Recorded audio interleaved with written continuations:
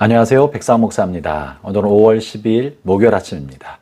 오늘도 변함없이 성실한 마음과 신실한 마음으로 하나님의 말씀으로 하루를 시작하는 여러분 모두에게 좋으신 하나님의 크신 은총이 오늘도 함께 하시기를 바랍니다.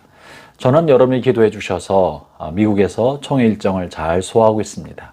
모든 일정을 잘 마치도록 끝까지 기도해 주시기를 부탁합니다. 오늘 주신 하나님의 말씀은 사무엘상 2장 22절부터 36절까지의 말씀인데요. 그 중에 특별히 30절 말씀을 중심으로 하나님의 말씀의 은혜를 나누고자 합니다. 제가 30절 말씀을 읽어보겠습니다. 그러므로 이스라엘의 하나님 나 여호와가 말하노라. 내가 전에 네 집과 네 조상의 집이 내 앞에 영원히 행하리라 하였으나 이제 나 여호와가 말하노니 결단코 그렇게 하지 아니하리라. 나를 존중히 여기는 자를 내가 존중히 여기고 나를 멸시하는 자를 내가 경멸하리라. 무슨 말입니까? 왜 하나님이 이전의 약속을 파기하고 하나님을 존중하는 사람을 존중히 여기고 멸시하는 사람을 경멸하겠다는 이런 단호하면서 두려운 말씀을 하셨을까요? 본문에 있는 내용은 엘리와 엘리의 아들들에 관한 이야기입니다. 제사장 엘리는 경건한 사람이었습니다. 그는 큰 슬픔에 빠져 하나님 앞에 탄원하는 기도를 드렸던 여인 한나의 마음을 헤아리고 한나를 축복하며 그 집에 하나님의 은총의 통로로 복의 통로로 쓰임받았던 사람입니다. 또한 그는 비록 나이가 많아 비둔하여서 감각이 많이 무뎌졌지만 그래도 어린 사무엘을 잘 돌봤고 사무엘이 하나님을 독대하도록 하나님과의 친밀감을 누리도록 안내해 주었던 사람이 엘리입니다. 그는 경건한 제사장으로서 사무엘을 잘 양육했던 멘토 역할을 잘 감당했던 사람이죠. 반면에 그의 두 아들 홈니와 비나스는 아버지의 경건함과는 전혀 거리가 멀었던 사람입니다. 홈니와 비나스는 제사장으로 사명을 감당할 때도 하나님께 드려야 할 제물을 하나님의 제단에 올리기 전에 임의로 자기 마음대로 먼저 좋은 것을 취하여 자기가 가졌던 하나님의 제물을 함부로 다루고 예배를 멸시했던 악한 제사장입니다. 하나님을 향하여 예배를 소홀히 여기고 하나님 앞에 제물을 함부로 하고 하나님보다 자기 것을 먼저 취했던 것은 하나님 그분을 멸시했다는 것으로밖에는 해석할 수가 없는 것입니다. 뿐만 아니라 하나님에 대해서 그랬을 뿐 아니라 하나님을 경외하지 않는 그는 그의 삶에도 문란하고 패륜적이었었습니다. 회막에서, 그러니 성막이죠. 회막에서 수종도로 섬기는 여인들과 동침하면서 하는 악을 행하였던 사람입니다. 그런데 문제는 홈니와 비나스 이 두 아들이 하나님 앞에 이렇게 악을 행할 때 아버지 엘리가 알고 있었습니다. 그리고 그들에게 책망도 하였습니다. 그러나 아버지가 책망을 했으나 그들의 삶에 조금도 변화되지 않고 여전히 거듭되는 악을 행하였기 때문에 하나님께서는 이 가문을 저주하시고 가문해 주셨던 약속을 파기하셨던 것입니다. 그러면 어떻게 해야 되겠습니까? 우리는 경건한 아버지 밑에 패륜적인 아들이 태어나는 것을 보았고 아버지의 경건함과는 전혀 거리가 멀게 아버지의 신앙이 자녀에게 유산으로 남겨지지 않고 그들이 아버지 신앙과 다른 길을 걸어간 자녀들을 역사 가운데 종종 봅니다. 우리 이것을 어떻게 받아들여야 하며 그러면 우리는 자녀를 양육할 때 어떤 방법으로 어떻게 해야 하나님의 뜻에 부합한 자녀 양육이 될 수 있겠습니까? 이 엘리에서의 문제는 무엇이었을까요? 하나님은 엘리에 관하여 어떻게 말씀하십니까? 29절에 이렇게 말씀하십니다.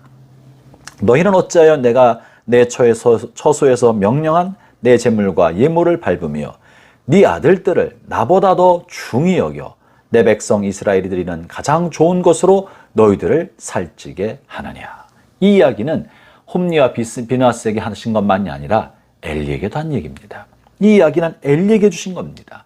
네가 네 아들들을 나보다 더 사랑하였기 때문에 네 아들들을 바른 길로 인도하지 못하고 그들이 하나님의 예배를 회방하고 함부로 하고 멸시하게 만들었다고 말하고 있는 것입니다. 형제자매 여러분, 우리가 하나님을 경외하면서 자녀를 사랑하는 것을 하나님 사랑하는 것보다 더할 때 자녀를 망치게 할 수 있다는 것입니다. 아버지 엘리는 두 아들에 관하여 책망을 하였지만 오늘 본문에 보면 23절부터 25절까지 사이에서 아버지가 두 아들을 향한 책망 이야기가 실려 있습니다. 그러나 책망하였지만 그들에게 정말 그들의 범죄와 악에 대해서 눈에 눈물이 날 만큼 올바르게 책망하지 않고 책망의 양도 충분히 못했다고 보는 겁니다. 그래서 아버지의 책망을 받았지만 자녀들이 아무런 변화가 일어나지 않을 만큼 버릇이 없던 것이죠. 버릇을 고쳐주지 못한 것입니다. 책망이 적절하지 못했던 것입니다. 그렇기 때문에 그들은 반복한 범죄를 하였던 것이죠. 우리가 자녀를 양육함에 있어서 아이들이 혹이라도 상처를 받을까봐 사춘기를 지나는 자녀들을 책망하고 나무라는 것은 굉장히 조심스럽고 어려운 것이 사실입니다. 책망의 양이 커서 아이들이 상처받고 튀겨나가진 않을까 두려움이 있는 것이 또한 우리 사실입니다.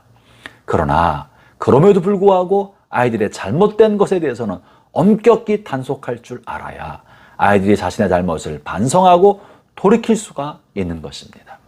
반면에 우리가 아이들을 어떤 부분에서는 잘못을 용납해주고 품어주어서 아이들 마음속에 우리 아버지가, 어머니가, 부모가 나의 잘못을 알면서도 이만큼 용서해주고 있구나, 품어주고 있구나, 아버지가 나를 엄하게만 다루지 않고 사랑으로 감싸주고 있다는 사실을 알게 만들어줘야 합니다. 이것이 어려운 거예요. 책망을 통하여 잘못을 단호하게 짚어주고 야단쳐서 생각을 고치고 행동을 고치도록 만들어주는 것과 동시에 자녀들의 인격과 사람을 미워하는 것이 아니라 행동과 잘못된 버릇을 야단치고 있다는 것 또한 알려주고 사람은 품어주고 사랑한다는 것을 보여줘야 합니다.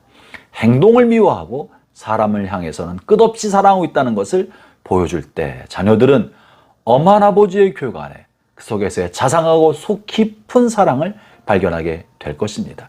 그러나 자칫 잘못하면 잘못 야단치면 자기가 버림받은 마음, 미움받은 마음, 아버지의 자존심과 감정 때문에 나를 함부로 하는 것처럼 여겨질 때 아이의 마음속에는 불만과 분노가 자랄 수가 있고 또는 잘못을 명확했음에도 불구하고 유야무야 넘어갔을 때 그 잘못을 반복해서 하면서 오히려 부모를 마음속으로 조종하는 사례가 적지 않겠습니다.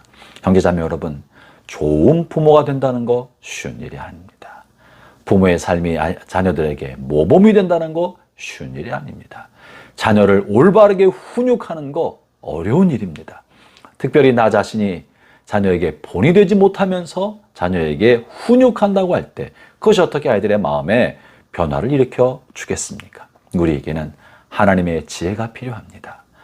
야단을 쳐도 부모가 사랑하고 있다는 것을 아이들이 알도록, 용납해줘도 아이들이 부모가 나를 참아주고 있구나 알 수 있도록 적절하게 책망과 용납의 조화를 이루어가면서 아이들의 마음을, 자녀의 마음을 하나님께로 인도하는데 하나님의 지혜가 필요한 줄로 압니다.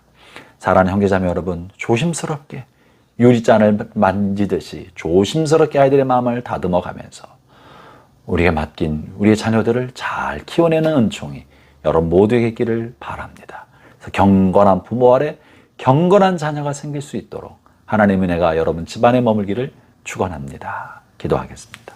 하나님 아버지, 감사합니다. 우리 부족하고 부끄러움 많고 죄 많은 저희를 자녀 삼아 주시었습니다.